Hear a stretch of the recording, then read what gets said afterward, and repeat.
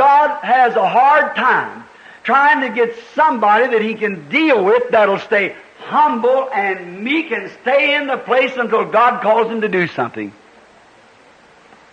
You believe that? Deus tem dificuldade tentando conseguir alguém com quem possa lidar, que permaneça humilde e manso e fique no lugar até que Deus o chame para fazer algo.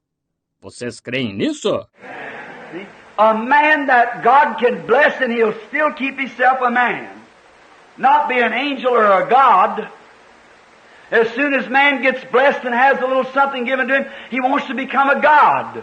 He wants to become an angel. He wants to become some great person. Estão vendo? Um homem a quem Deus possa abençoar e ele ainda se mantenha homem. Não seja um anjo ou um Deus. Logo que o homem é abençoado e recebe alguma coisinha, ele quer se tornar um Deus. Ele quer se tornar um anjo. Ele quer se tornar uma grande pessoa. What I do, what me and mine, all that. That's the wrong attitude. God's hunting for somebody who He can bless and pour out the blessings, and more He bless, the littler the man will become. O que eu faço, o que eu e meu, tudo isso. Essa é a atitude errada. Deus está à procura de alguém a quem Ele possa abençoar e derramar as bênçãos e quanto mais Ele tem abençoado, menor o homem se torne. And you'll never get more of God until you become nothing. You've got to belittle yourself. He that will exalt himself, God will bring a base. He that will humble himself, God will exalt. E você nunca conseguirá mais de Deus até que se torne nada. Você tem que diminuir a si mesmo. O que a si mesmo se exaltar, Deus humilhará. O que a si mesmo se humilhar, Deus exaltará. You've got to get little before you can get big. And you'll never be big in your own self. You'll only be as big as God will be big in you. Amen. See? Você tem que se tornar pequeno antes de se tornar grande. E você nunca será grande em seu próprio eu. Você só será tão grande quanto Deus for grande em você. Está vendo?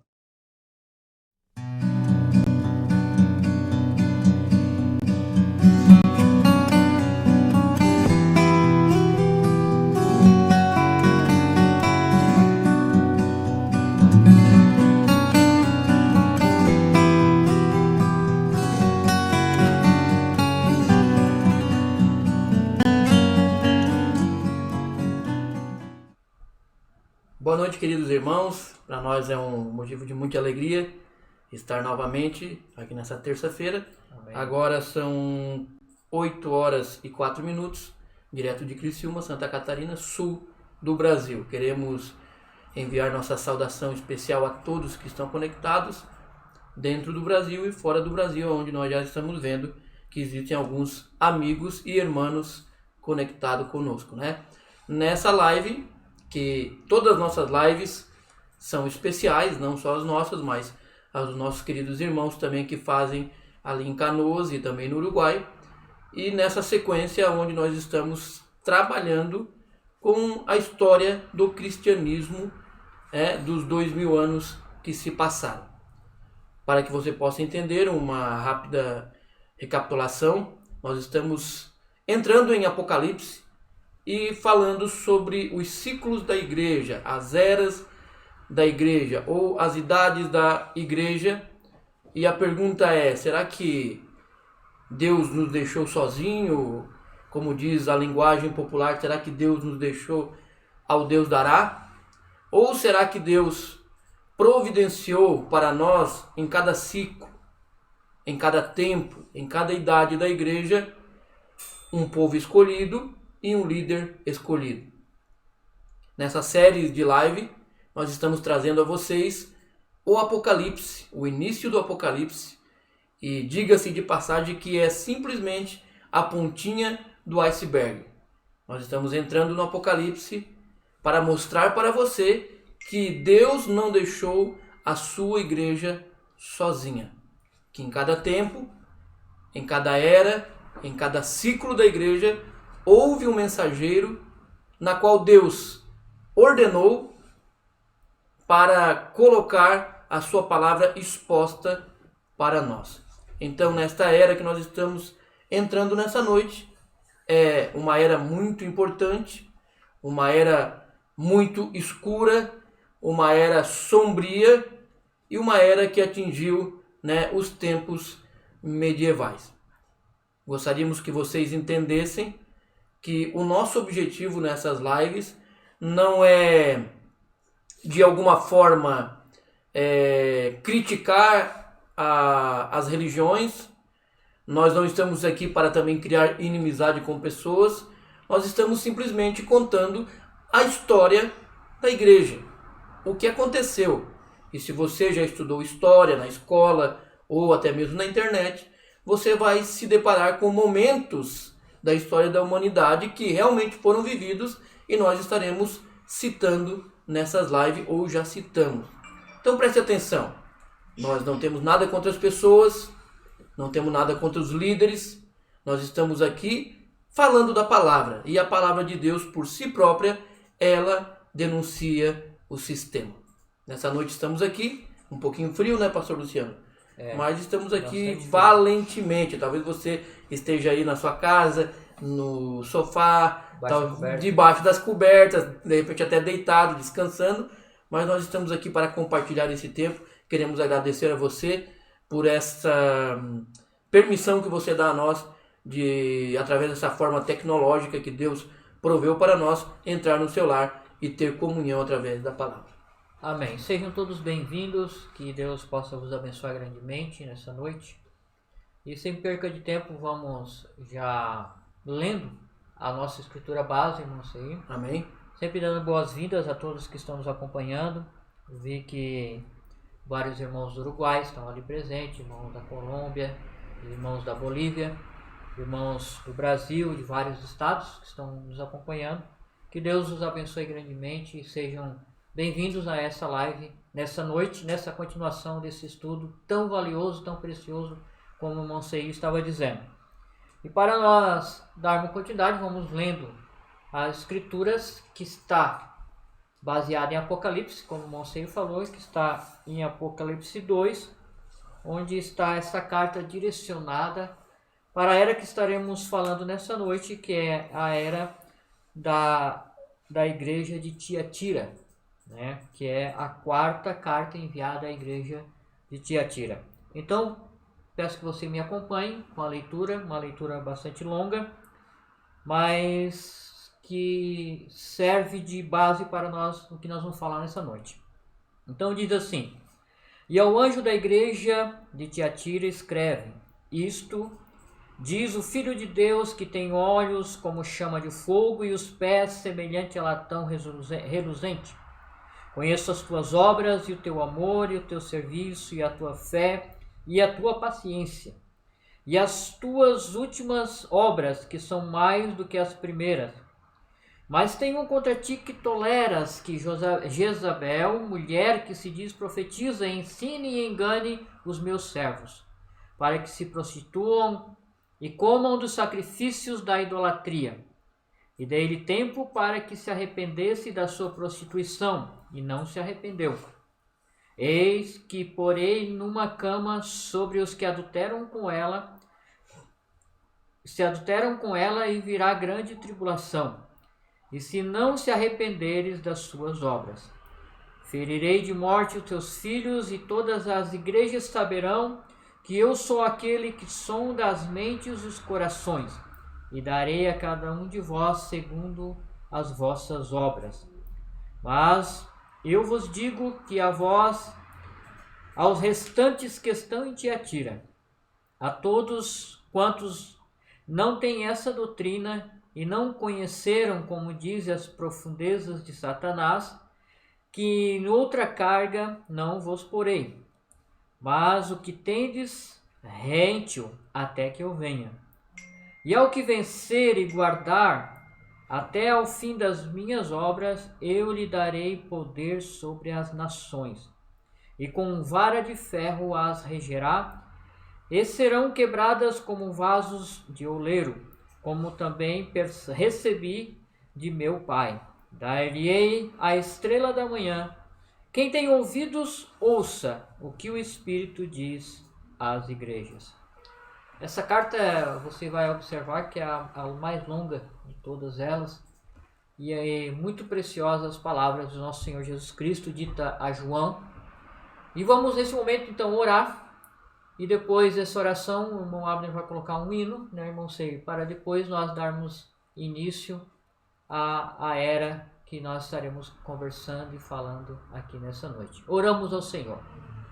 Pai Santo, em Tua presença estamos, ó Deus, agradecidos a Ti por tudo que tem nos feito até aqui. Rogamos a Ti, Senhor, que tomes, ó Pai, direção desse assunto, deste estudo, para que tudo que falarmos aqui, Senhor, seja inteiramente de Tua perfeita vontade e que isso venha, ó Pai, de encontro a corações que querem aprender, que querem conhecer a Tua palavra, Senhor. Abençoe a cada um que está conectado nesta noite, a cada lar, e dirija-nos, ó Pai, para falarmos somente a Tua palavra, pois é em nome do Senhor Jesus Cristo nós pedimos por tudo. Amém. Amém.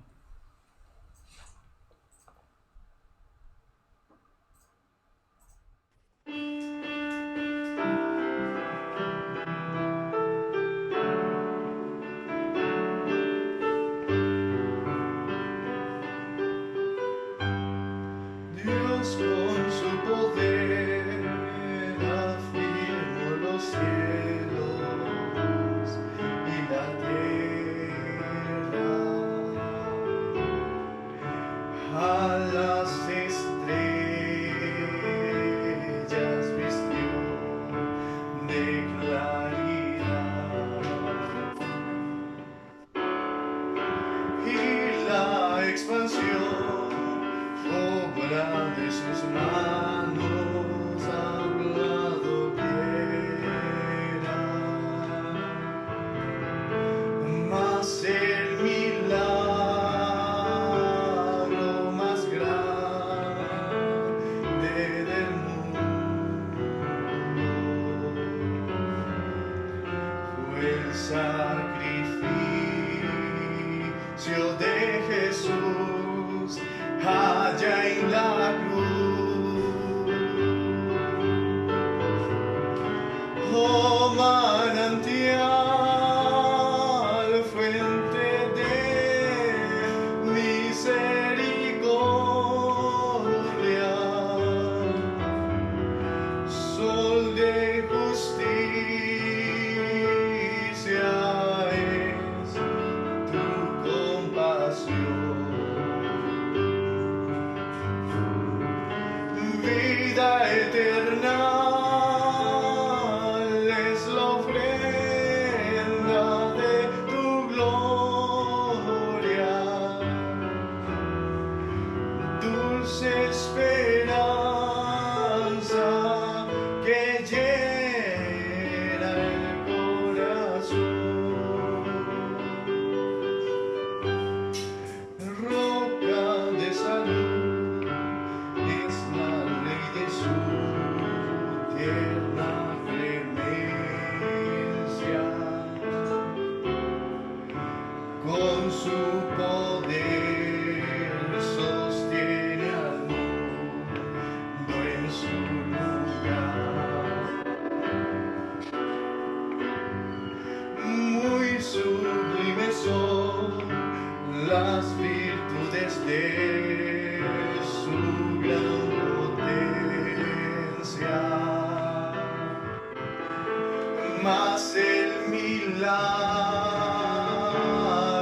más grande del mundo fue el sacrificio de Jesús allá en la cruz. Oh manantial, fuente de misericordia, sol de justicia es tu compasión.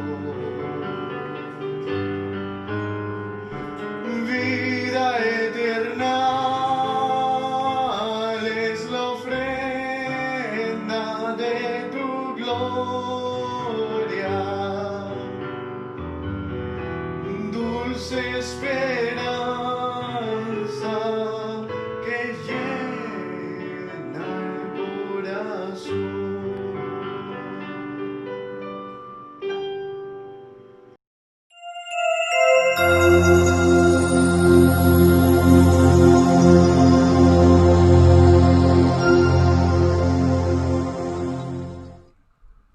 Glória a Deus, Deus abençoe família Escobar, lá direto de Santa Cruz, Bolívia. Nosso irmão Abraão, irmã Damares, que Deus continue abençoando vocês.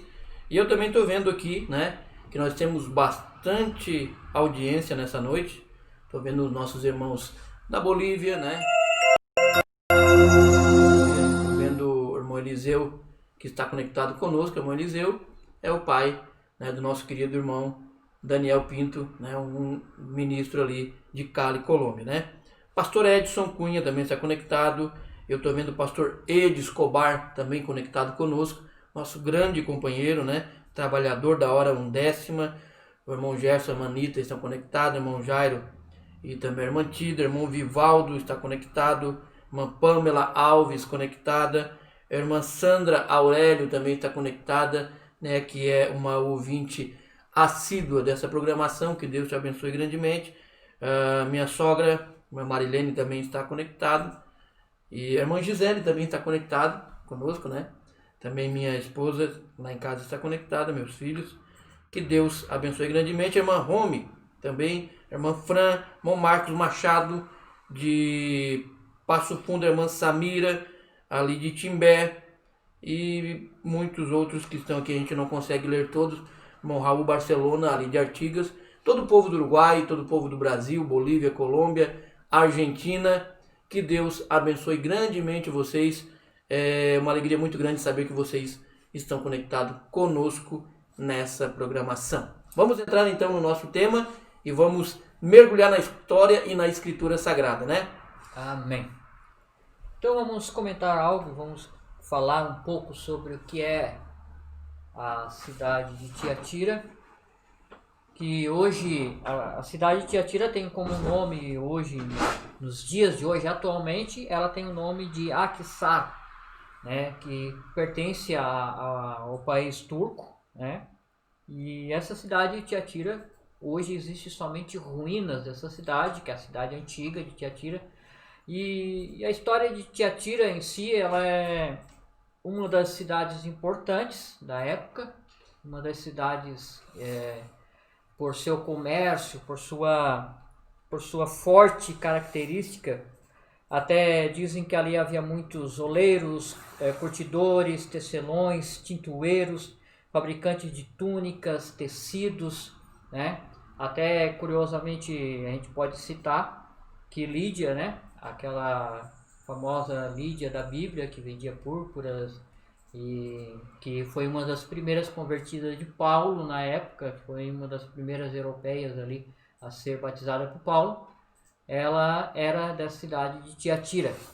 Tiatira era uma cidade muito forte, o comércio dela muito grande, e ela também era, na realidade, uma das poucas cidades da época, né? E ela tinha fronteira com a Mícia, a Iônia, e era circulada por muitos rios, cheios de sanguessugas, né? Diz a história. E a sua característica, né, financeiramente, era próspera, e ela tinha essas corporativas de pessoas, esses homens, que eram oleiros, curtidores, como eu já tinha falado. Então, é uma história da cidade.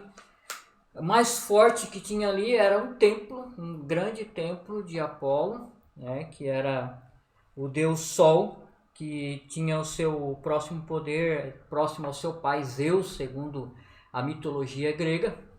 E nessa cidade havia também algo muito, os templos, né, onde havia sacrifícios, onde havia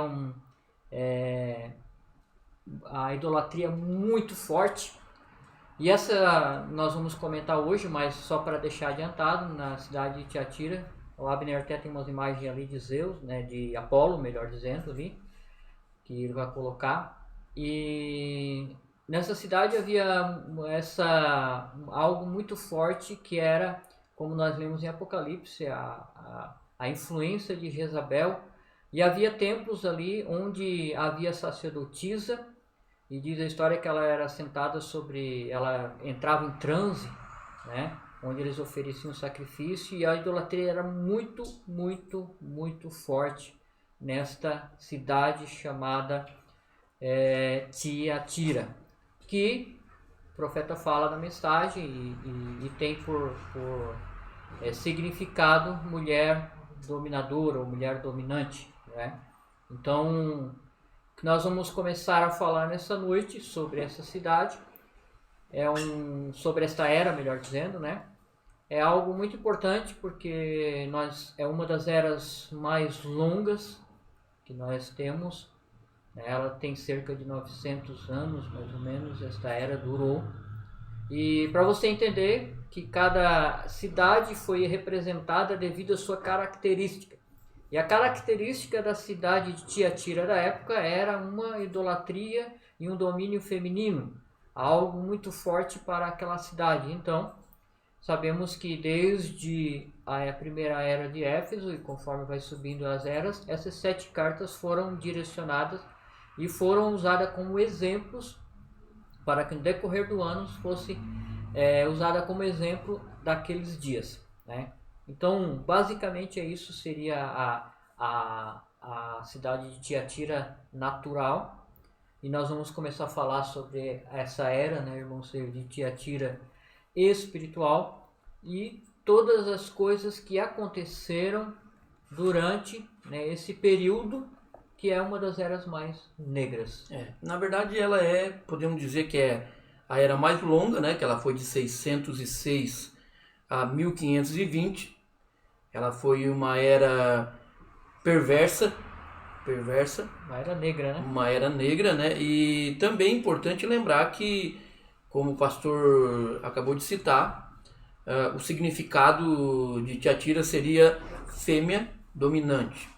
É importante também a gente já deixar bem ressaltado que tanto eu, como o pastor Luciano, como aqueles que estão em companheirismo conosco, nós não somos machistas e não somos feministas, né? Nós somos centralizados com aquilo que a Bíblia ensina, né? Na característica do homem e na característica da mulher. Cada lugar, né? Cada um no seu lugar. Visto de que nós estamos vivendo num tempo em que falta-se homens, desculpem, né? Homens de verdade, e falta-se também mulheres de calibre, mulheres de verdade. É uma pena, né? Infelizmente, é a era que nós estamos vivendo. Então, só para deixar bem claro este assunto e também deixar claro para vocês, né? As pessoas geralmente nos perguntam: vocês pertencem a qual denominação? Nós não pertencemos a nenhuma denominação organizada, que isso fique claro. Então, nós nos consideramos católicos originais. Nós nos consideramos protestantes originais, evangélicos originais. Por que eu digo original? Porque nós não somos aqueles que participaram da apostasia dos tempos. Ou seja, a apostasia é sair do original. E nesses estudos nós estamos aprendendo o que é o original.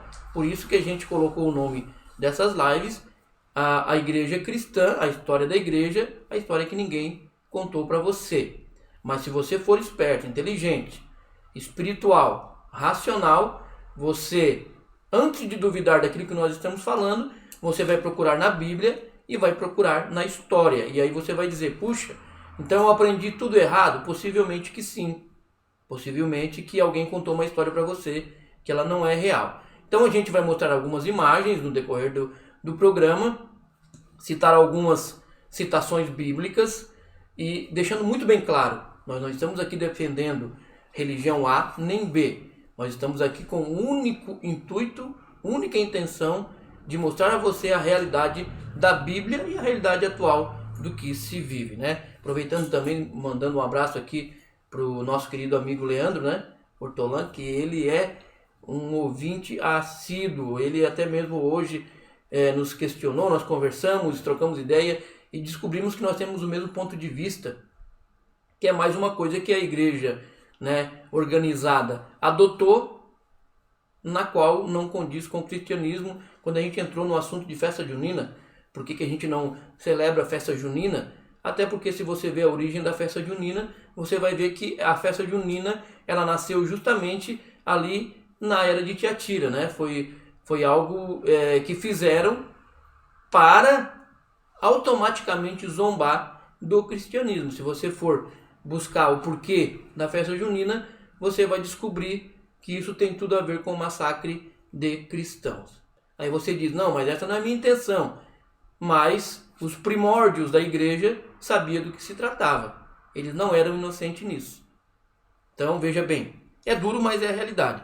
Também, irmão Tony e irmã Maria de Caxias do Sul, um grande abraço aos nossos amigos que estão nos assistindo também através dessa live, nossos companheiros também nessa fé. Então, vamos lá. Fêmea dominante, a gente já explicou, né? Que é o significado de Tiatira, que é fêmea dominante. Veja bem, o pastor também mencionou que nessa cidade havia grandes rios, muitos rios, né, que passavam pela cidade, e nessa cidade havia uma notável curiosidade, ela era infestada de sanguessuga. Isso, para o lado espiritual, quer dizer muita coisa, né, porque sanguessuga é aquele que suga, né, ele suga o seu sangue, que é a sua energia, que é a sua vida, que é o ponto vital, né? Parasita, né? É um parasita, é aquele que vive às custas de outro. E é notório, né, que não é coincidência que essa cidade, que simboliza essa era uma cidade na qual esses rios eram infestados de sanguessuga. E a gente vai entendendo isso no decorrer da live. Também nós observamos que ali era um lugar de tinturaria, né? Era lugar onde principalmente se tingia cores, e a cor predominante era a cor púrpura.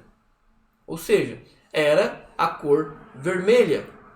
Era a cor que eles mais usavam ali em Tiatira. E a gente vai descobrindo que isso tudo tem a ver com esta era e com esse ciclo na qual a igreja passou.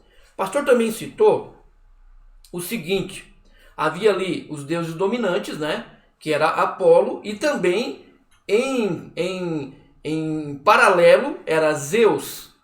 Então você vai entender também que ali eles estavam colocando o pai, que era Zeus, e o filho, que era Apolo.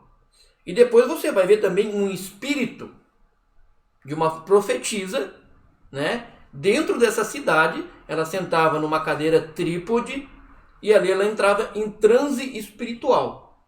Então ali nós já vemos que era uma mulher, uma profetisa, ela se assentava, uma mulher quer dizer o quê? Igreja, biblicamente falando, mulher significa igreja. Então essa mulher, ela se assentava, né, sobre uma cadeira trípode. Então é importante também entender que na era que nós passamos, a era anterior, essa era anterior, ela veio e entrou dentro da era de Tiatira, e agora na era de Tiatira, com força, com muita força, é colocado na igreja, né, a Santíssima Trindade. Que veio de 325. Que veio de 325. De encontro de Nicéia. Depois de Cristo. E vai adentro, entrando uma dentro da outra. Uma dentro da outra. Lembrando que as eras, elas se entrelaçam como uma engrenagem. Quando uma era se acaba, né, quando um tempo se acaba, quando um ciclo se acaba, outro começa. Então, quando uma era está terminando, a outra era vai entrando dentro da era subsequente e assim por diante. Também lembrando que cada era tem um pouco de características de todas as eras. Então nós vemos que tinha ali essa profetisa, que era uma mulher, que tinha o espírito dominante. Nós vemos também em Apocalipse, como o pastor leu, que fala também de Jezabel. E também vale a pena lembrar que se você voltar lá no livro de Reis, no Antigo Testamento, você vai ver que existia um rei chamado Acabe, que era o rei de Israel. Esse rei se casou com uma mulher que não era de Israel, que era de Sidom, era uma sidonita, casou com Jezabel. Jezabel era, por sua vez, uma sacerdotisa de Sidom. Ela adorava Baal e Balins, oferecia sacrifício, ela tinha imagens de adoração, ela acendia incenso e acendia velas. Então, o que Jezabel trouxe? Jezabel trouxe a ruína para o povo de Israel.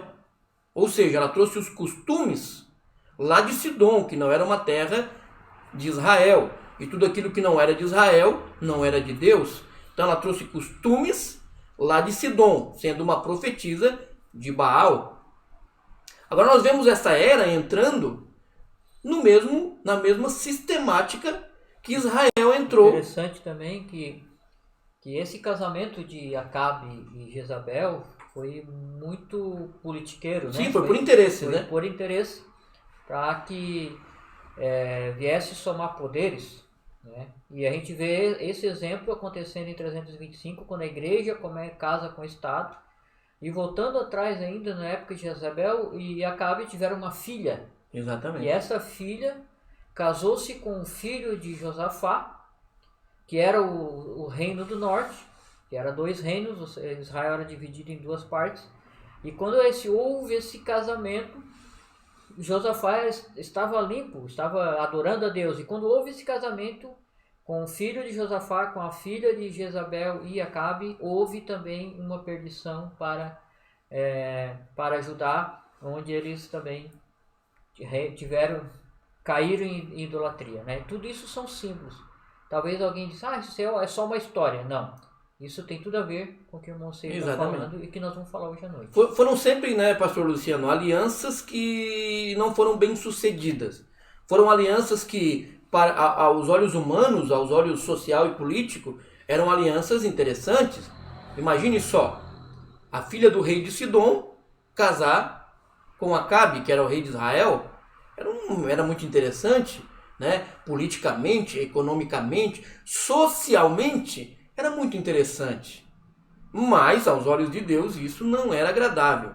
Então veja bem, na era de Tiatira acontece a mesma coisa. Por isso que o nome, o significado é fêmea dominante. Por quê? Porque ali estava se introduzindo com mais força esta mulher. E lembramos que mulher significa igreja. Veja bem, a cor era púrpura.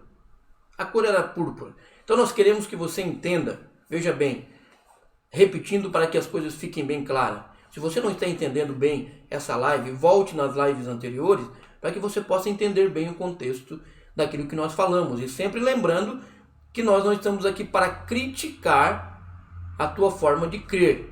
Veja bem, você talvez vai pensar assim agora a partir desse momento. Poxa, eles estão batendo muito forte sobre o sistema católico. Mas você vai ver que na live que vem, na próxima live, nós vamos bater muito mais forte nos chamados evangélicos. Então nós não estamos aqui, como se diz na política, tendo de um partido da esquerda ou da direita. Veja bem, nós estamos aqui nessa noite para defender aquilo que a história nos conta e a Bíblia nos relata. Então, o que se faz lembrar da cor púrpura? Qual foi a igreja dominante, né? Qual foi a mulher dominante que, se você lembrar, adotou, né, com uma veemência tão profunda a cor vermelha? Puxe isso na sua cabeça agora, alguma imagem que lembre a cor púrpura em cultos, em celebrações, na forma de cultuar a Deus. Qual é a igreja, qual é a mulher que está sentado sobre um poder trípode e que usa essa cor como referência? Temos uma imagem? Vamos mostrar uma imagem para refrescar a sua memória, lembrando que isso não é uma crítica contra as pessoas, mas isso é a história da igreja, a história que talvez ninguém contou para você. Vamos lá, irmão Abner. Você lembra de algo? Veja bem, preste atenção. É a Bíblia. A cidade de Tiatira era uma cidade onde a cor predominante daquilo que eles tingiam era púrpura, era vermelho. Você vai ver que nessa cidade havia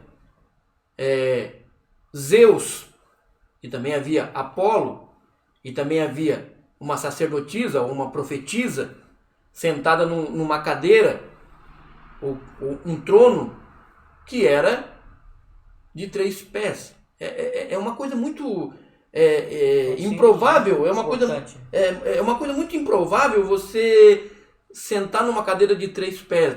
Tem que ter um significado, tem que ter um porquê. São coisas materiais, né, que estão tentando mostrar para nós o mundo espiritual. Agora veja bem, você que é católico, que está nos assistindo, nós não somos contra as pessoas católicas. Você vai descobrir nas outras lives que a nossa luta não é contra as pessoas, mas contra o sistema que está regendo o mundo em que estamos vivendo. Caso contrário, se nós estivéssemos errados, esse mundo estaria um mar de flores. Mas não está. Esse mundo está obscuro, está difícil de viver. Esse mundo está mergulhado em doenças, em aflições. Tudo isso porque o homem causou isso quando sistematizou as coisas de Deus. É interessante também, né, vocês entenderem que nessa era foi a era que começou com força, né? Se vamos falar de igreja, então vamos lá. Começou com força o poder papal. Exatamente. Embora a Igreja Católica Apostólica Romana, eu quero dizer para você que eu sou católico, porque a palavra católico quer dizer universal, crente universal. Eu sou um crente universal, então me considero católico, porém católico apostólico cristão. A minha sede é Cristo, né? Mas existe a Igreja Católica Apostólica Romana, que a sede é Roma. Nós vamos falar sobre isso. O que acontece? A Igreja Católica, na sua história, ela diz que o primeiro Papa foi Pedro. Mas nós observamos, e você pode também procurar na sua Bíblia, sem problema nenhum, né? Se você está duvidando de nossas palavras, você vai entender que Pedro, ele não poderia ser o primeiro Papa da Igreja. Número 1. Se você observar as exigências e características de um Papa, esse tal homem que se chama Papa, ele não pode ser casado. E Jesus orou pela sogra de Pedro. Então isso quer dizer que Pedro era um homem casado. Não existe também relatos ou registros confirmados que comprovam a ida de Pedro a Roma. Então ele não poderia ser o vigário de Cristo, como eles dizem, que é o chamado Papa. Existe uma outra curiosidade também sobre papado, é o seguinte: isso já se trata daí de apostasia, sair do original, né? Se você abrir em Mateus capítulo 23, versículo 9,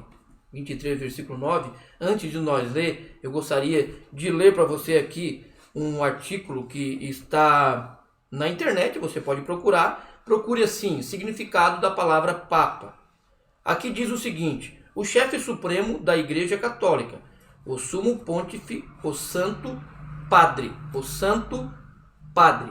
Nossos irmãos que estão assistindo da Bolívia, Uruguai, Argentina e Colômbia, e também estou vendo que o irmão José lá da Flórida está nos assistindo, dos Estados Unidos, pessoas que entendem espanhol sabem que o significado da palavra padre é pai. Padre é pai. Veja bem, o significado da palavra Papa é chefe supremo da Igreja Católica, o sumo pontífice, o Santo Padre, o chefe máximo de qualquer igreja católica, no caso. No latim, Papa, do grego, quer dizer papas, com 2 P, uma palavra carinhosa para pai, ou Santo Padre, que é o bispo de Roma. Esse é o significado da palavra Papa e também quer dizer Santo Padre. Agora, o que a Bíblia fala sobre ter Papa ou sobre nomear alguém como Papa ou nomear alguém como o pai da igreja ou o pai daqueles que professam a mesma fé? Vamos lá, pastor Luciano. Vamos lá, Mateus 23, versículo 9. Mateus 23, 9 diz: a ninguém na terra chameis vosso Pai, porque só um é vosso Pai, o qual está nos céus. Veja bem. Vamos lá, deixa na tela. Veja bem. Agora, essas não são as palavras do irmão Seir, essas não são as palavras do pastor Luciano, isso não são palavras da igreja na qual nós professamos dizer que está certa, porque não é isso. Não é isso que nós queremos promover nessa noite, ou nessa live. Mas eu quero que você observe bem o que Jesus relaciona sobre chamar alguém de pai, sendo que essa pessoa seja superior ou não. Jesus está se referindo e falando aos escribas, que eram os entendidos, e aos fariseus. Vamos ler de novo, pastor. E a ninguém na terra vos chamei vosso Pai, porque só um é o vosso Pai, o qual está nos céus. Então veja bem, em primeiro lugar, a igreja católica, ela relata que o papado começou com Pedro. Então a gente já sabe que Pedro não poderia ser esse tal homem, né? E eles até fazem a figura, né, de Pedro com a chave do reino do céu na sua cintura, né? Eles colocam na imagem como o primeiro papa, sendo que eles desobedecem a ordem do primeiro papa. Isso é muito duro. É muito duro você ter o primeiro papa, né? O seu primeiro papa, o seu primeiro líder da igreja, e veementemente você discorda da primeira autorização, ou da primeira ordem, não vou dizer nem autorização, da primeira ordem que esse santo papa, ou santo padre, vos dá. Que seria o quê? Atos 2,38. Se você ler Atos 2,38, Atos 2,38 é muito claro. Quando se fala de batismo, o apóstolo São Pedro, no dia de Pentecoste, né? Ou seja, o primeiro papa da Igreja Católica, ele dá uma ordem direta às pessoas que estão ouvindo ele naquele sermão no dia de Pentecoste. Ele diz o quê? Que o batismo, ele está querendo dizer ali, pastor, que o batismo é para pessoas adultas. Verdade. Porque ele diz assim, arrependei-vos. E uma criança, ela não tem a consciência de saber se ela pecou, se ela está errada, se ela deve pedir perdão. Então, quando Pedro relaciona o batismo com uma vida de um ser humano, ele está querendo falar de um ciclo de idade que a pessoa tenha no mínimo a consciência de saber que errou. Quando Paulo diz, né, Atos 2,38, vamos colocar na tela, para não ficar só nas palavras, e disse-lhes Pedro, arrependei-vos cada um de vós e seja batizado em nome de Jesus Cristo para perdão dos pecados e recebereis o dom do Espírito Santo. É muito duro o que nós vamos falar. É muito duro. Mas são duas ordens dadas por Pedro em Atos 2,38, desobedecida pela Igreja Católica. A primeira é, não se batiza criança. Puxa, mas não sabia disso. Porque você não leu a Bíblia, me desculpe. Não há registro. Não existe nenhum registro. Jesus, ao 8º dia, foi levado ao templo e ali foi apresentado, né, Jesus no templo. Agora, Jesus foi batizado aos 30 anos de idade. No Rio Jordão. No Rio Jordão, por João Batista. Então, veja bem, a primeira ordem do Papa, do primeiro Papa da Igreja Católica é batize as pessoas quando forem adultas. A segunda ordem foi que o batismo não poderia ser em títulos de Pai, Filho e Espírito Santo. Ou seja, não era uma maneira trípode relacionado ao batismo. O batismo deveria ser em nome do Senhor Jesus Cristo. Que essa, pastor Luciano, é um grande tema para um próximo programa, depois das eras, o batismo correto.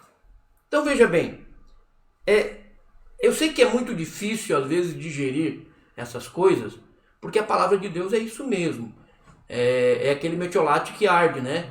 É aquele remédio que dói, é aquele chá que é amargo, né? Você está com dor no estômago, vai tomar um chá de boldo.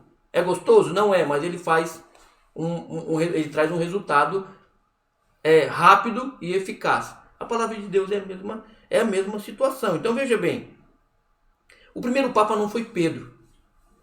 Por quê? Porque o primeiro Papa, ou seja, a ordem da força papal dentro da Igreja Católica, ela tem um pouco de força na era de Esmirna, ela vem subindo, e aqui em Tiatira nós vemos então, nesses 900 e tantos anos, ou quase 900 anos, nós vemos com muita força o poder papal exercendo o seu poder sobre a igreja, num casamento para Deus mal sucedido entre a igreja, a religião e a sociedade, ou a economia, ou ao Estado. Então é muito duro ter que falar essas coisas, mas eu quero que você entenda que isso é a história da igreja. E é a história que ninguém te contou. Pastor Luciano? Interessante que nesses 900 anos nós vamos encontrar homens que se esforçaram, que lutaram para permanecer fiel a essa palavra. Mas, quando esses homens se levantavam, esse povo queria acreditar e crer na verdade, vinha, né, esses homens chamados papas, que você vai encontrar nessa era que um dos primeiros que usou aquela famosa frase vigário, né? Vigário de Deus, que é em lugar do Filho de Deus, é Inocêncio, né? Exatamente. Inocêncio III, se é que nós podemos já começar a falar, porque nós vamos tentar entrar e resumir o máximo, mas nós vamos entrar agora na Inquisição. Exatamente. Que é o que mais é forte, mais é batido nessa tecla que é doída, né? Uma tecla doída. Os irmãos, assim, prestem atenção e vejam que tudo que nós estamos falando não é algo que é para machucar alguém. E também não é inventado, né? Não é inventado, né? É tudo história, e é a história realmente que não foi contada. Se você for pesquisar, você vai achar essas coisas nas histórias dessa forma que estamos contando. Um outro exemplo, pastor Luciano, antes de nós entrar na Inquisição, só para você entender, tá? Porque às vezes a gente é criticado por pensar da forma que nós vamos agora expor para você. Por exemplo, na era de Esmirna, de Tiatira, né? Na era de Esmirna, aconteceu algo muito interessante de a gente falar nessa era, e que também pegou força, então, na era de Tiatira. Mas veja bem, lá na era de Esmirna, mais propriamente no ano, eu tenho aqui anotado, quer ver? Eu peguei isso da internet. Eu já sabia, mas eu peguei isso da internet. Nós vamos observar que, por exemplo, o que é dia 25 de dezembro para você, que está nos assistindo? Talvez você vai dizer aí, você que não conhece isso que nós estamos pregando, você vai dizer, bom, dia 25 de dezembro é o Natal. Não, errado. Dia 25 de dezembro Jesus não nasceu, jamais nasceria dia 25 de dezembro. Se você pegar historiadores, né? Eu peguei aqui da revista Super Interessante, que é uma revista de grande renome, né? Científico histórico, né? Eles dizem aqui que o Natal, né?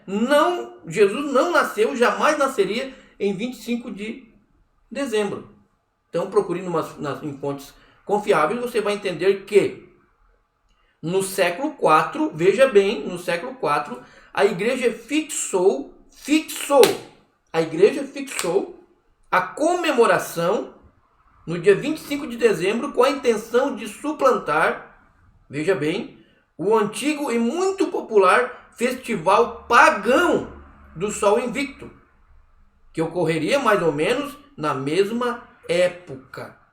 Então veja bem, Jesus, que é o Deus Sol, que está lá em Tiatira. E veja bem, se você for em Roma, eu convido você a assistir o filme Paulo, Apóstolo de Cristo. Você vai ver que Maurício, que era o prefeito ali da cadeia onde estava em Roma, onde estava Paulo aprisionado, ele fazia adorações a deuses pagãos. E o que ele fazia? Ele levava animais mortos, e ali tinha imagem e velas acesas.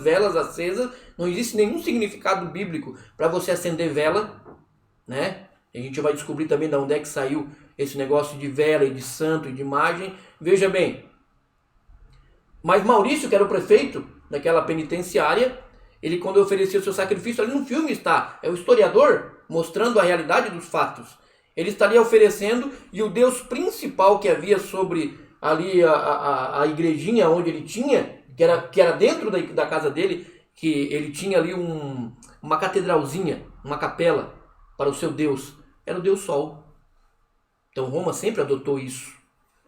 Então veja bem, Jesus não nasceu em 25 de dezembro. Isso é patético afirmar que Jesus nasceu 25 de dezembro, enquanto essa data não é correta. É uma apostasia. E quem adotou isso? A Santa Igreja. E vamos falar um pouquinho sobre a Inquisição, então? Vamos entrar um pouquinho. Vamos entrar um pouquinho. É um assunto delicado, é um assunto duro, é um assunto sangrento, mas você precisa saber a origem das coisas, né, Pastor Luciano?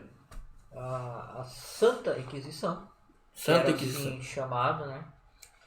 Ela veio como uma forma de impor para as pessoas, né? Depois o Monseiro vai falar mais sobre isso, mas de impor para as pessoas aquilo, ou seja, você tem que crer desta forma e é assim que tem que ser. Por exemplo, não ter uma base bíblica, uma base de ensinamento que Jesus ensinou, que a Bíblia nos ensinou para seguir, mas sim o que a igreja diz, né? Por isso nós vemos que esse Papa, que veio como vigário de Deus, ele impôs a Santa Inquisição, e nós vamos ver que decorrer desses anos você vai entender e ver que a Santa Inquisição veio para impor os dogmas e doutrinas da Santa Igreja Católica Romana, Apostólica Romana, né? Assim por ser. E nós vamos entender que como a Roma, ela casou-se, né, com o Estado, a Roma, vamos dizer assim, a Roma exército, a Roma força, ela perdeu a força, mas ela ganhou força no lado religioso, no lado da potência religiosa. Então, e você vai ver isso até hoje. E hoje você vai entender que durante a história, desde Babel, Babilônia, ali veio os medo-persas, os gregos, depois os romanos, que tomavam conta do mundo. Antes de Jerusalém, né? Antes de Jerusalém ali. Depois veio os romanos saíram de Jerusalém, vieram para Roma. Então essa linhagem veio acompanhando até se tornar essa potência que é hoje, porque realmente a Igreja Católica é uma potência hoje, né? Eu não sei, vai ler algo ali na é importante você entender aqui na história. Vamos para a história aqui, né? E o pastor Luciano já entra já sobre a Inquisição, mas antes de entrar para a Inquisição, eu quero aproveitar esse gancho para mostrar para vocês o seguinte, ó. Tomás de Aquino, ok? Procure quem é Tomás de Aquino. E Alvérios Pelágios formularam e afirmam que, isso é a história da Igreja Católica, tá? O Papa parece ser aquele que o vê com olhos espirituais, não um homem, mas um Deus. Não há limites à sua autoridade. Ele pode declarar ser correto ou que quiser e pode retirar de qualquer um seus direitos desde que ele ache conveniente. Ou seja, o Papa faz o que ele quiser e você não poderia protestar, você não poderia questionar, nem ir contra, nem de forma alguma ir contra, porque você se tornaria um herege. E agora o pastor vai falar para você o que aconteceria com os hereges que se voltassem contra o poder papal ou contra a Santa Igreja. É algo muito simples, na realidade é muito doloroso de ver essas imagens que nós vamos ver, nós vamos colocar, mas é necessário para ter uma noção da gravidade, né? Porque como nós estamos falando de uma era longa, nós estamos falando de uma era onde a influência do catolicismo, do reino papal, todas essas coisas são muito fortes. A igreja ela quis impor nas pessoas uma autoridade, como não sei, ele leu ali, que tudo que o Papa falasse, tudo que o Papa declarasse, tudo que ele falasse era representante de Deus, como se fosse Deus falando. Então, todas as pessoas que vinham a ser contra isso, nós vamos botar agora esse vigário, né? O vigário, que é o Inocêncio III, o Abner vai botar ali a imagem, que é essa imagem que nós temos ali. Você vai ver que ali está a cor púrpura, ali está o vermelho, ali está tudo que nós vemos ali em Apocalipse 2, relatando sobre o domínio, sobre a púrpura, sobre essas coisas. São tudo símbolos que vão se tornando realidade e vão se materializando. E eu queria que o Abner botasse ali assim, ó, para começar, naqueles dias, quando, depois o Monseiro vai entrar mais em detalhes sobre isso, quando alguém ia contra o que a igreja a igreja, ou seja, oferecia e dizia, ele era considerado um herege. E herege é uma pessoa que não concorda, é uma pessoa que não crê em Deus. Antes de o pastor Luciano entrar nas imagens, antes de nós entrar nas imagens que são chocantes, as imagens, né?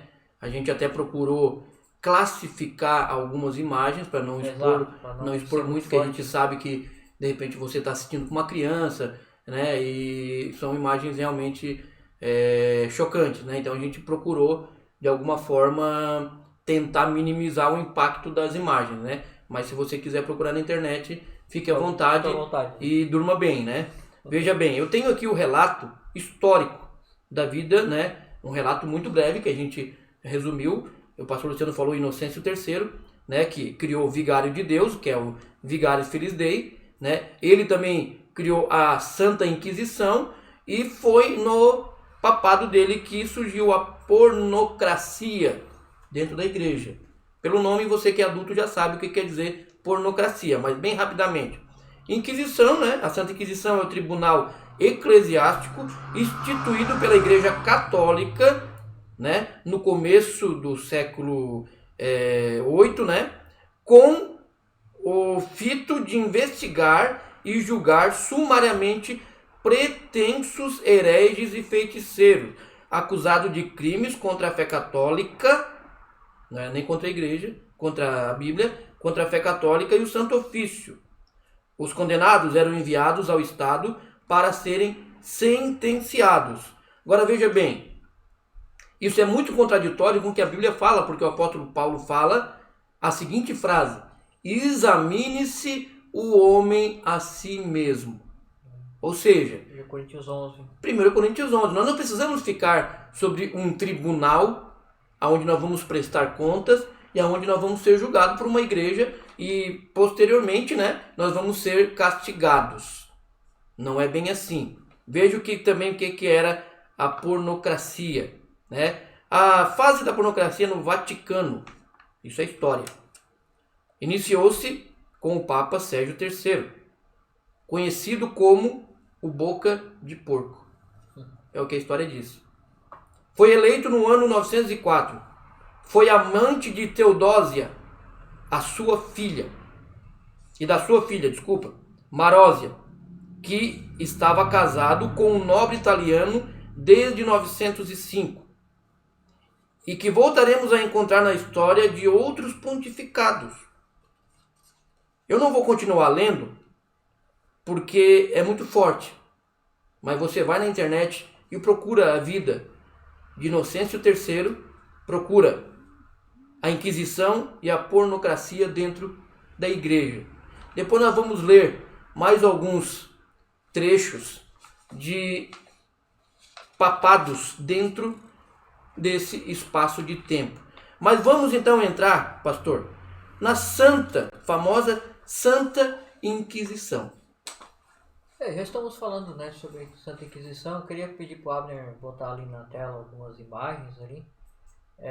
Na realidade, as imagens falam por si mesmo, né?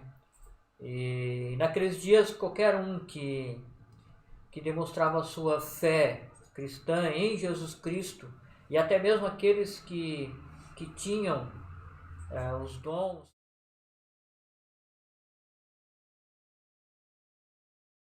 feiticeiros, eram considerados hereges.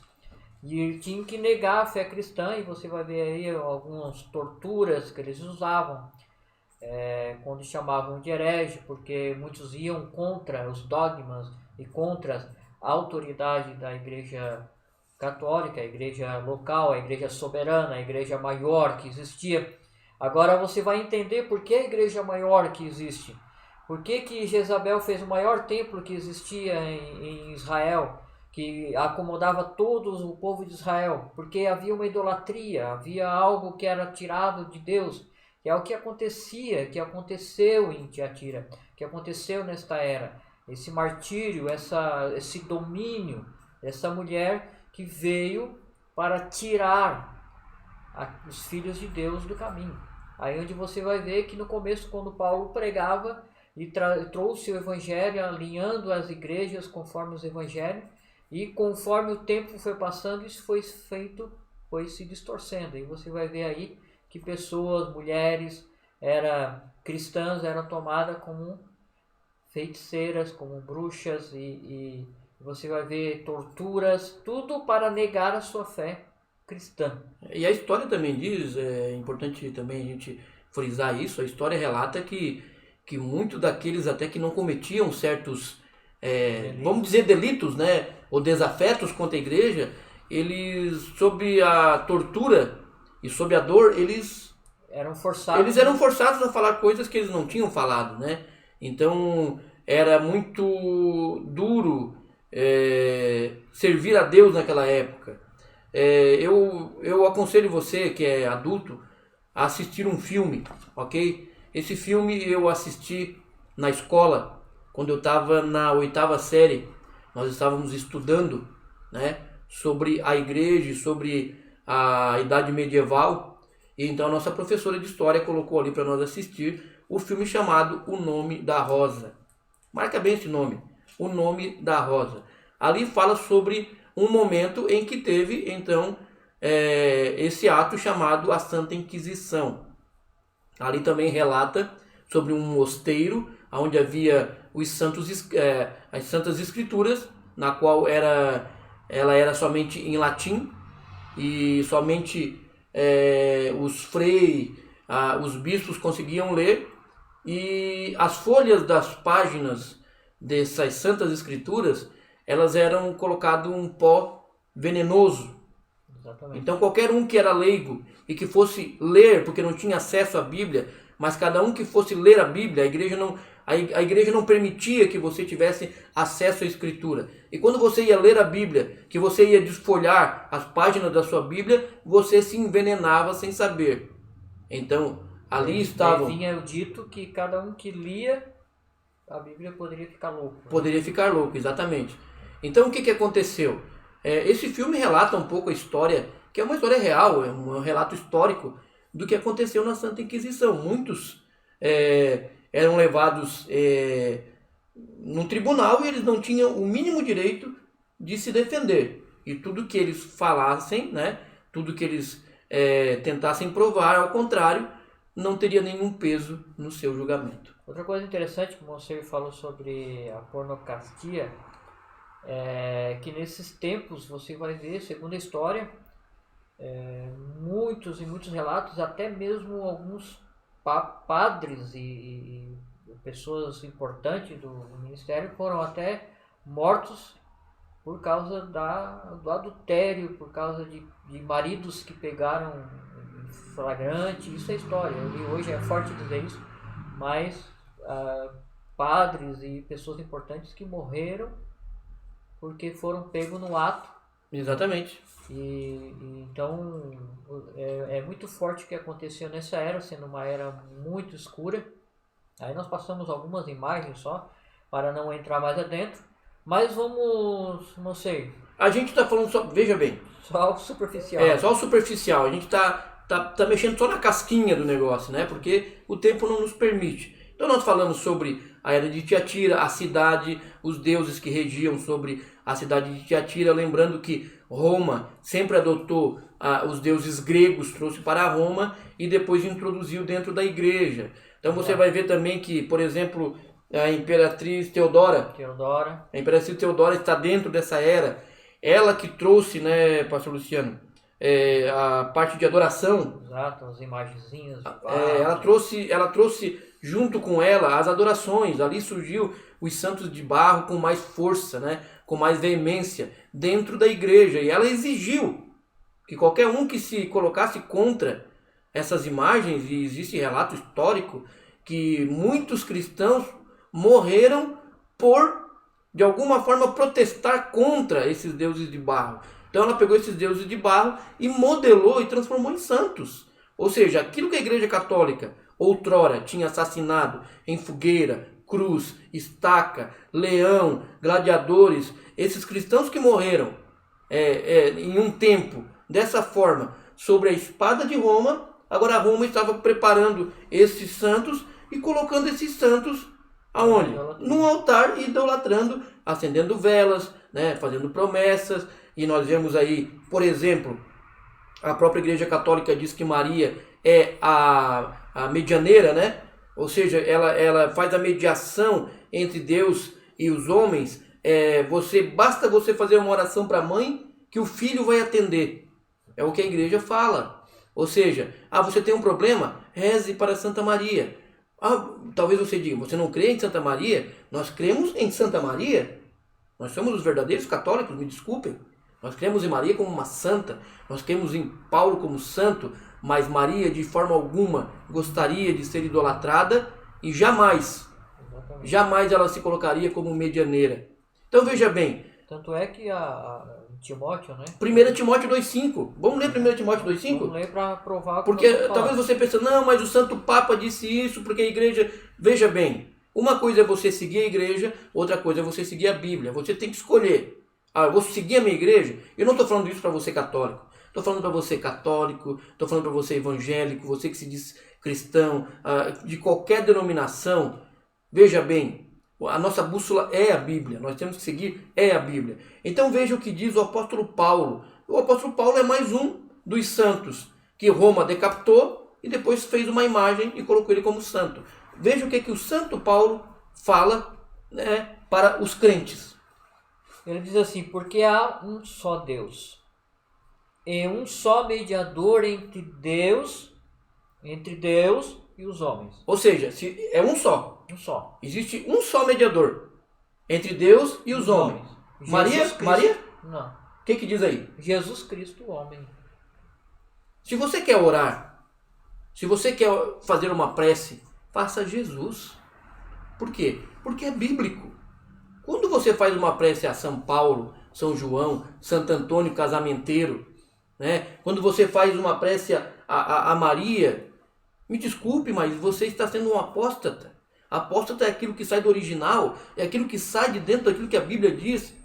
Por isso que a Bíblia diz, seja a palavra do homem mentira, e a de Deus verdade. E a de Deus é verdade. Os céus e a terra passarão, mas as minhas palavras não passarão. Deus diz, eu sou Deus e não minto. Exatamente, eu não minto. Então assim, o tempo vai passando, né, pastor Luciano? Vai. Mas você pode, por exemplo, Sagário III, que era um papa também dessa era. Ele tinha amante e encheu o coro papal de amantes e filhos bastardos. Verdade. Se você vê João VI, de 931 de dezembro do ano de 931 a 935, você vai ver o que aconteceu com esse papa. Você vai ver qual foi a vida dele. Anastácio III, que foi papa em 911, procure para você ver. A gente não vai falar porque são coisas muito fortes, mas procure como é o currículo. Por exemplo, procure na internet, na história, sobre papisa. Você talvez não saiba, mas Roma já colocou uma mulher como papa.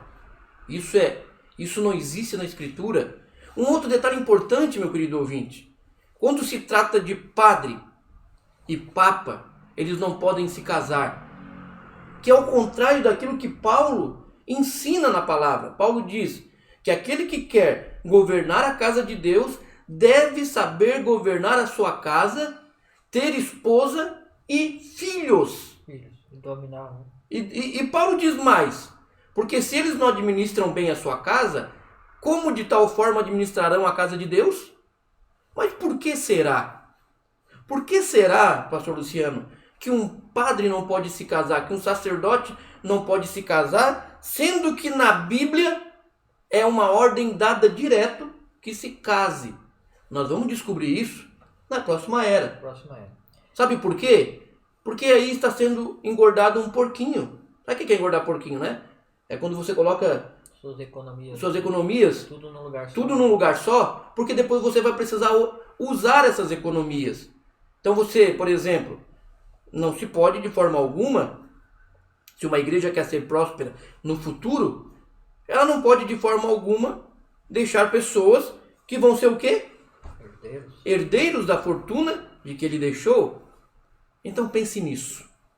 E agora, pastor Luciano, nós só falamos de coisas ruins, né? Nós temos que saber quem é o mensageiro. Deus tem que ter uma coisa boa para a série de Tiatira, essa era tão longa, teve homens muito importantes. Sim, tiveram.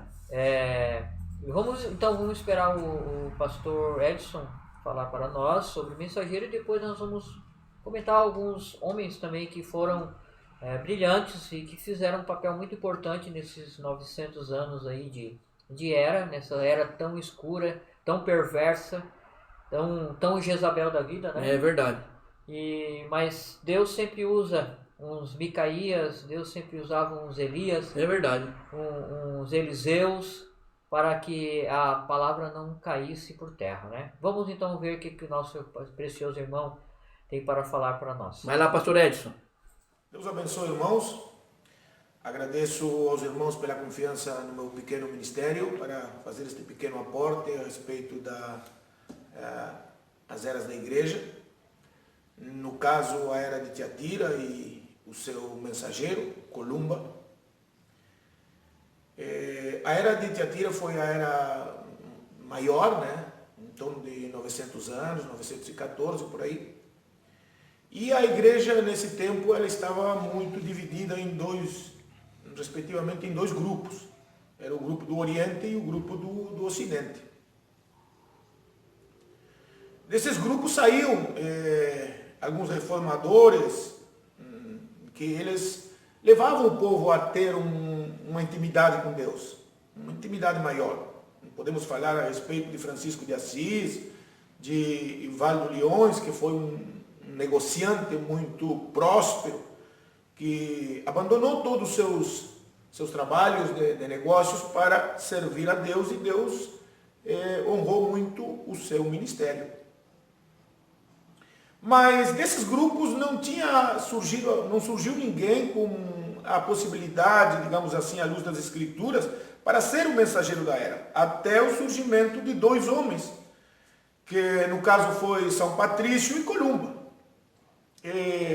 Seus ministérios os colocavam já à luz das Escrituras como com a possibilidade de ser o mensageiro da era. E apesar de que São Patrício teve um grande ministério, muito honrado de parte de Deus, foi o ministério que Deus deu para Columba, o que o colocou como o mensageiro da era. Columba nasceu aproximadamente 60 anos depois da morte de São Patrício, no norte da Irlanda, numa família real. Ele nasceu.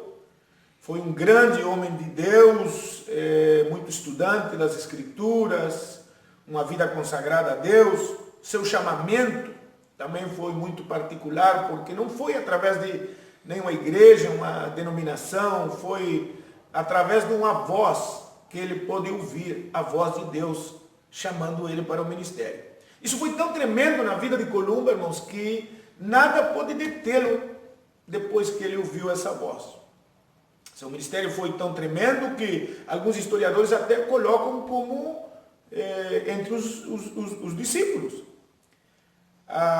Alguns testemunhos da vida do ministério de Columba diz que certa vez ele estava numa viagem missionária e chegou numa cidade onde a cidade estava toda cercada de muros.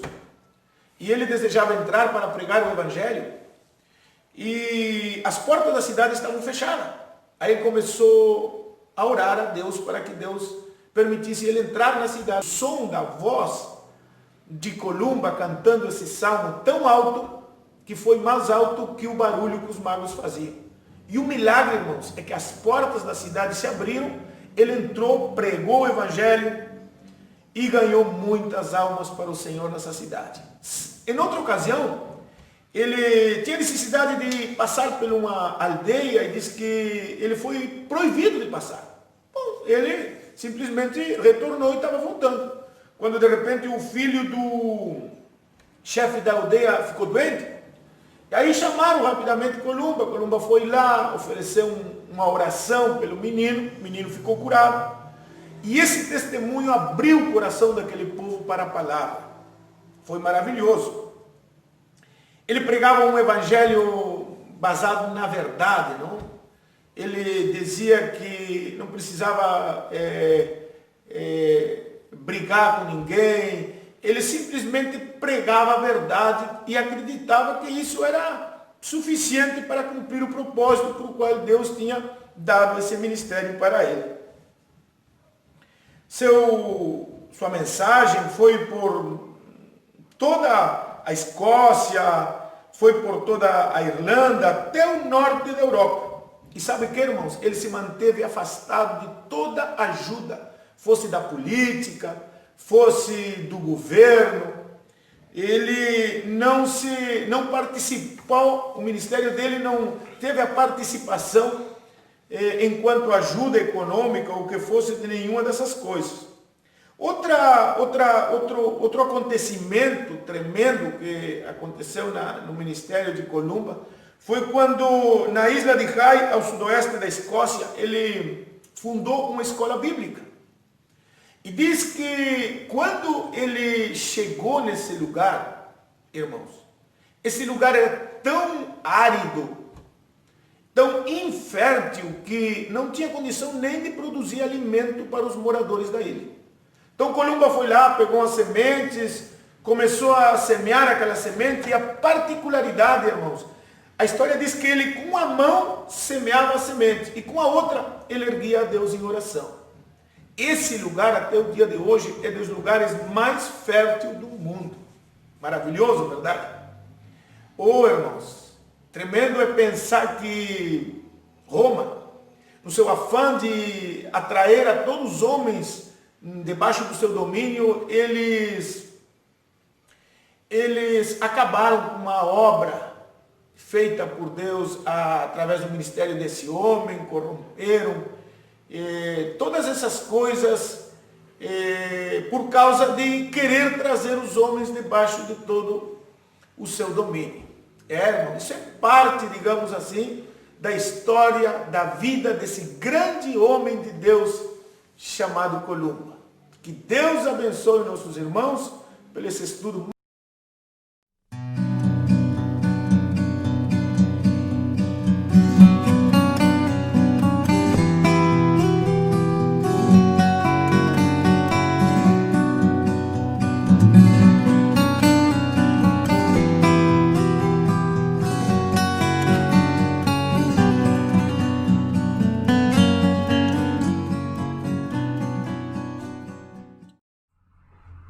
Deus abençoe, pastor Edson, nosso companheiro de batalha. Amém. Estamos com muita saudade, né, pastor Luciano? Verdade. Pastor Edson, que é nosso grande companheiro, né? Um grande homem de Deus dedicado na obra, falando com muita propriedade, né, do mensageiro para a era de Tiatira, que era nosso querido irmão Columba, né? Muito bem descrito, né, historicamente falando com precisão, com propriedade. Que Deus abençoe pastor Edson, ali direto de Minas de Corrales, com sua congregação ali no Uruguai. Sabendo-se também que nessa era a gente tem o relato histórico de muitos outros homens tremendos, e a gente pode perceber que na era de Tiatira começa um movimento revolucionário, um movimento de reforma da igreja, né? Verdade. Nós sabemos que a reforma da igreja aconteceu na próxima era. Não perca a próxima semana, que estaremos falando da era da reforma, né? Se você está pensando, poxa, está falando do católico, nós vamos falar do evangélico também, né? Nós vamos falar também do sistema evangélico, né? Nós não somos contra o catolicismo nem o protestantismo, até porque nós temos essas duas características na nossa fé. Nós estamos falando dos sistemas. ok? Então veja bem, essa era foi um pré-anúncio, né, de uma reforma da igreja, porque a igreja se nota que precisaria ser reformada. Ela precisaria passar por uma transformação para se tornar novamente aquela igreja modelo. Então nós observamos que nessa era houve grandes homens, por exemplo, podemos ver São Francisco de Assis, um grande homem de Deus, um santo, que poderia, até por sinal, ele poderia ser o mensageiro da era. Não foi mensageiro da era porque se curvou, diferentemente de Columba. São Francisco ele se curvou ao sistema, né? Ele foi ao Vaticano e se curvou, né, diante do Santo Papa, do Santo Padre, e beijou seu anel. Então isso não era algo que Deus queria que ele fizesse, mas ele foi um santo, um eleito, um salvo, né? Tinha uma vida pia. Você pode também, se você gosta de assistir filmes históricos, assista Irmão Sol, Irmão Lua, que fala sobre a vida de São Francisco. Você vai ver que não é bem como alguns falam sobre a vida dele. Ou então o filme Francesco, que também conta a história desse grande homem. Outros homens também, né? Interessante sobre São Patrício também, que era filho da irmã de Martim. Isso. Né, que já vinha uma linhagem.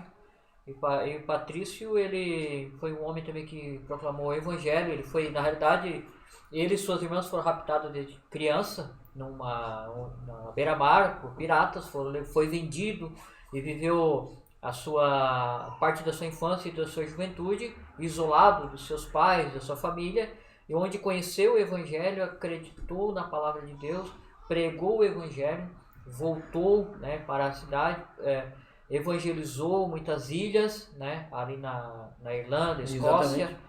E até que a igreja o pegou e matou e depois fez um santo. Beatificou, né? Beatificou, né? É muito fácil, né? É muito fácil fazer isso, né? E depois, né, de São Patrício, 60 anos depois, daí veio Columba, né, um homem até de família, né, nobre, né? Um tremendo homem, né? Um tremendo homem que dominava bem a leitura e a escrita. E uma coisa interessante, né, Monser, que ele fundava algumas cidades. Exatamente. E essas cidades que ele ia, os vilarejos, ele levava homens acompanhando, cerca de 12, né? Sempre levava 12 porque ele tinha como um modelo o trabalho que Jesus fazia, né? Exatamente.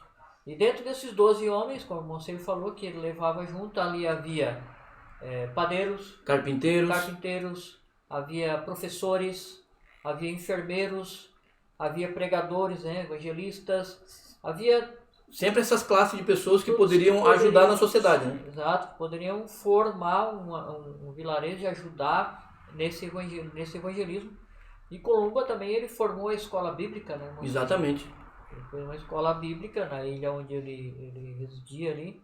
E como o Edson falou, outra coisa muito interessante, que quando ele foi para essa ilha ali, ele era improdutivo, né? É verdade. E através da fé dele, da devoção que ele tinha pela palavra de Deus, então ele levantou uma mão, enquanto semeava, ele orava. Exatamente. Né? Isso sirva de exemplo para nós, né? Que hoje muitas vezes nós maldizemos o nosso trabalho. E principalmente agora, pastor, que nós estamos vivendo um tempo de pandemia, né? As pessoas estão reclamando da economia. Só que as pessoas muitas vezes esquecem de orar. Columba estava numa terra, numa ilha que ela era infértil, né? Não dava nada. Não dava nada e era uma sentença de morte, ele está lá. Mas a fé dele era tão grande que com uma mão ele levantava a mão para o céu, agradecia, e outra ele plantava. Então, às vezes, essa é uma lição que a gente tem desse grande homem, né? Além de muitas coisas que Columba nos ensina com a vida dele, né? A devoção, o louvor, né? O poder da palavra, da oração, mas que nós possamos ter esse espelho desse grande homem que viveu na era de Tiatira e que foi um mensageiro de Apocalipse, né? Ser gratos a Deus, né? E levantar uma mão. Enquanto você trabalha, levante uma mão e agradeça a Deus e peça a bênção de Deus. E as coisas começam a acontecer. É muito interessante, como o pastor Edson falou, que ele chegou nessa cidade, a cidade estava cercada, e ele queria entrar e a cidade estava fechada, e começou ali a orar, orou a Deus e começou a cantar, né, foi atrapalhado pelos magos e feiticeiros, porque é assim que acontece. Exatamente. Quando você vai fazer algo para Deus, vai levantar espíritos e espíritos para te tirar da palavra, para te tirar da realidade, vai levantar coisas para te atrapalhar. E naquele dia Columba começou a louvar a Deus, adorar, cantar salmos, e Deus fez com que a sua voz crescesse tanto, né? Vamos falar assim tecnicamente, o seu decibéis começou a aumentar tanto a sua potência, que abafou os magos e feiticeiros que estavam atrapalhando, e ainda foi tão grande que rompeu os portões daquela cidade. Né? E isso é o poder de Deus num homem.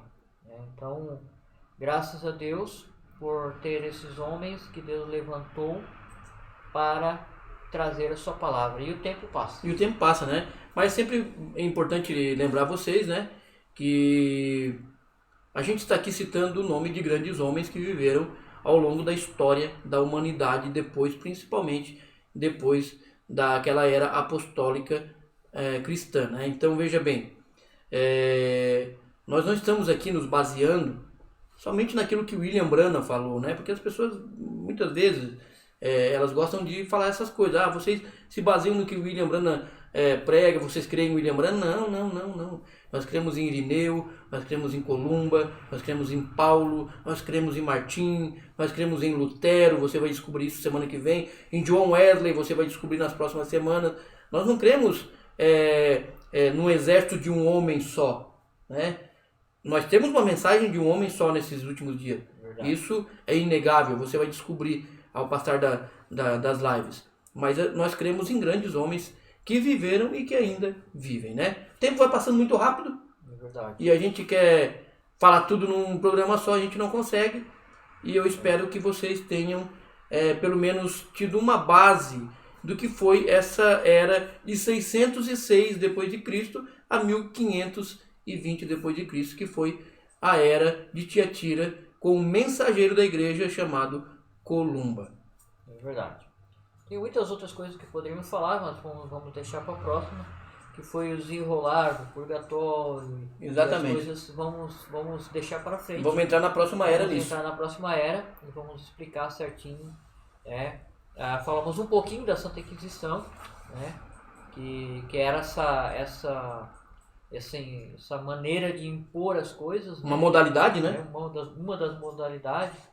Depois tem as indulgências e tantas coisas que... E vamos entrar semana que vem nas indulgências. Semana que vem e você vai entender o porquê dessas coisas e por que tinha que ter essas coisas acontecendo ali, que são nada mais, nada menos do que cumprimento da Bíblia, do que nós lemos ali, né? Mas esperamos que com isso que nós falamos essa noite, você possa entender um pouquinho mais acerca dessa história que não foi contada. Agradecemos imensamente a presença de todos os irmãos que estão nos acompanhando e sabemos que até que mantemos aqui uma audiência, né? Muito boa audiência, muito boa. E contamos com cada irmão, com cada um de vocês na próxima live, para que Deus também possa abrir o vosso entendimento e possa aprender, né? Ainda nós estávamos ouvindo testemunhos e estava domingo passado na igreja e uma irmã ainda falou que esse estudo das eras foi um divisor de águas na minha vida. Exatamente. Né? E a gente sabe que isso tem ajudado muitas pessoas, tem ajudado até em decisões de batismo, né? Exatamente. De pessoas de outras localidades, lugares, né? Então... Essa semana mesmo teve relatos de pessoas, né? A gente não vai citar nome, mas de pessoas que estão maravilhadas com tudo aquilo que estão aprendendo. Outras pessoas também, que são pessoas que são conhecedoras da palavra, da história, nos procurando e dizendo, não, olha, eu assisti, eu pensei que não era isso, fui olhar na história, realmente, pontualmente, com exatidão, vocês falaram aquilo que realmente aconteceu e a gente fica muito feliz com isso. E também a gente lembra, você que está nos assistindo nesse momento, que nós somos uma rede de fé espalhada pelo mundo inteiro, né? Uma rede de fé espalhada. Nós temos o nosso movimento missionário, né? De igrejas co-irmãs, e nós temos as nossas programações, né? Que é a programação semanal. Hoje nós temos a nossa live, que é aqui em Criciúma, né? Que é na página que você está assistindo, Tabernáculo A Voz do Cristão. Isso fica gravado, também vai para o YouTube. Se você quiser assistir as lives anteriores, fique à vontade. E também nós temos na quinta-feira, Tabernáculo Emanuel Canoas, né? Juntamente ali com os pastores, irmão Edras e irmão Antônio, né? Tabernáculo Emanuel a partir das 20 horas, 8 horas da noite, né? E também nós temos em Artigas. Em Artigas, sábado às 20 horas, Tabernáculo de Artigas, juntamente com o irmão Felipe, irmão Gabriel e toda essa equipe que está ali sempre trabalhando, fazendo um belo trabalho, né? Domingo pela manhã, Tabernáculo Minas de Corrales. Aqui correndo, né? Você pode vendo aí, pastor Edson e toda a sua equipe, todos os irmãos que fazem a escola dominical ali. E domingo à noite, às 18h30, o nosso tabernáculo, a Voz do Cristão. Estamos transmitindo o culto ao vivo, ali cantando ao vivo com o conjunto, com os músicos e também trazendo uma palavra. E não perca também, porque estamos tratando de um assunto muito importante. Muito interessante. Estamos começando a descer as águas, né, mais profundas. Domingo passado o irmão Sérgio trouxe um assunto muito interessante, o mordomo fiel. E vamos dar continuidade em alguns pontos. E é muito interessante se você puder participar domingo à noite, o nosso culto ao vivo. E também domingo à noite, às 22 horas, a live especial também dos jovens ali de Minas de Corrales. Também transmite nos domingo à noite, às 22 horas, né? Então, deixamos aqui o convite para você ficar nos acompanhando. Qualquer dúvida, nos chame, nos procure, comente, né? E comente aí no vídeo, se você agora na live, se você gostou.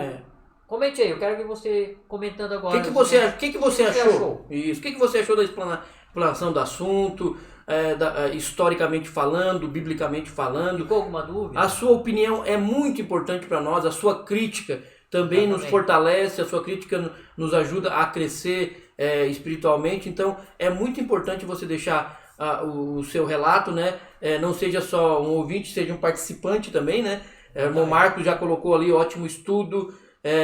Irmão Marcos é assíduo dessa programação. Pastor Edson também deu seu amém. O irmão Vivaldo disse ali, ótima escola. Exatamente, isso não deixa de ser uma escola bíblica, né? Também o irmão Ricardo colocou glorioso estudo. Temos ali também irmão Lucas Prussiano, irmão Leandro Ortolan colocando infinitamente edificante. Deus te abençoe, meu querido. E o irmão Leandro vai fazer uma surpresa para nós. Qualquer hora dessa vai vir aqui cantar com a gente também, dar uma palavra. Irmã Rômia, a Romina dizendo ali para nós, muito bom tema, excelente estudo. É isso que a gente quer fazer junto com vocês, edificar esse corpo de Cristo maravilhoso. Minha esposa também está ali colocando um super, né? Que Deus abençoe também.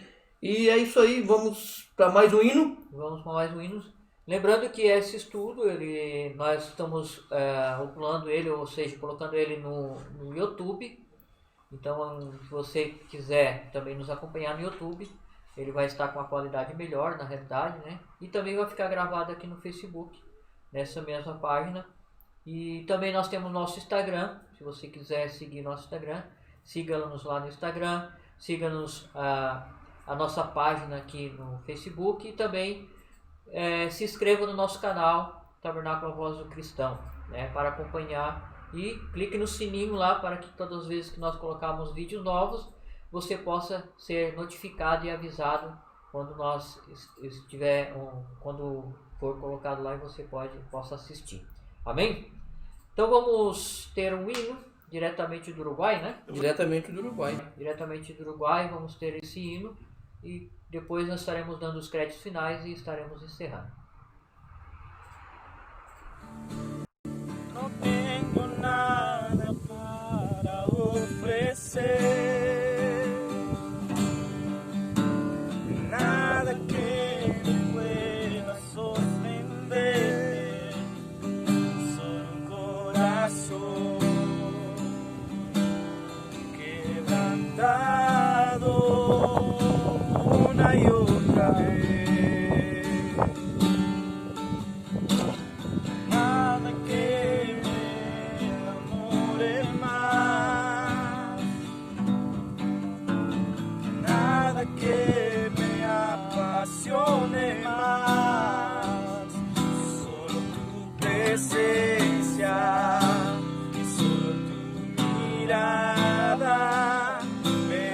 de suspirar. Me inclino ante ti, Rey que perdonas multitud de errores. Me inclino ante ti,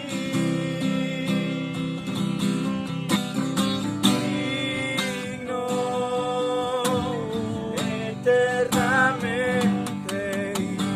digno,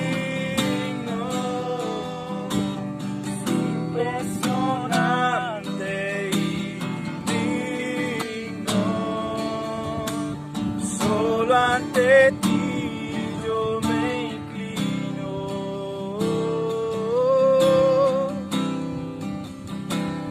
Me inclino ante ti,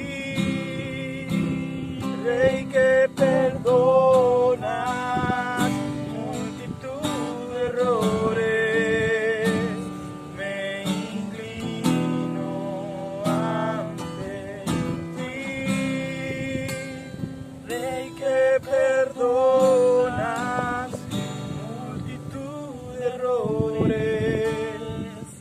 Me inclino ante ti.